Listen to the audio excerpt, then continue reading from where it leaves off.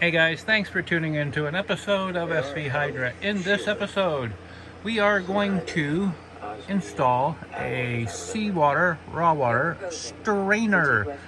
So in this vessel, there was only a direct connection. Yeah, I'm watching TV through my antenna and watching Star Trek.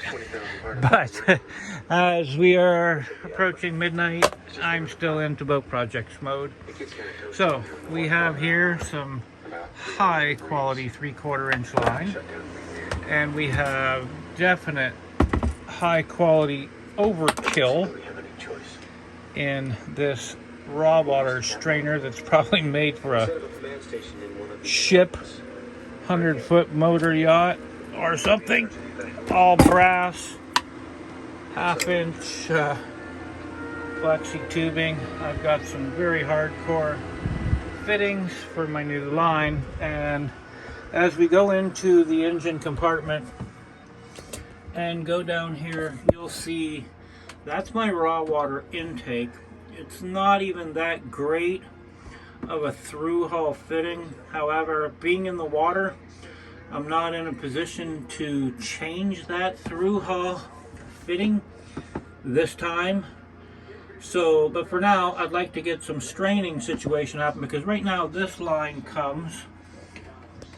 goes into that, which runs up, in, around, under the motor, comes through here. This is where the impeller is, and that's the impeller inspection plate. The water pump is behind that. It then comes here, up in to the cylinder head, where it cools the engine, comes out here, the top side of the exhaust manifold, down through into the water muffler, out of the water muffler in that marine hose, and out to the back water exhaust.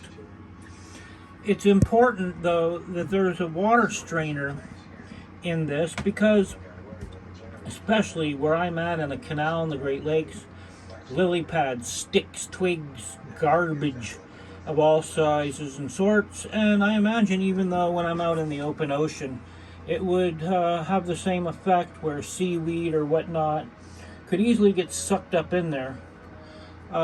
And currently there's just no way to eliminate that, to strain that. Whoever designed this, set this boat up, obviously is not very efficient. I guess that's a polite word to put it. I'd call them just a complete and utter moron, but efficient, we'll use that word. They weren't very efficient.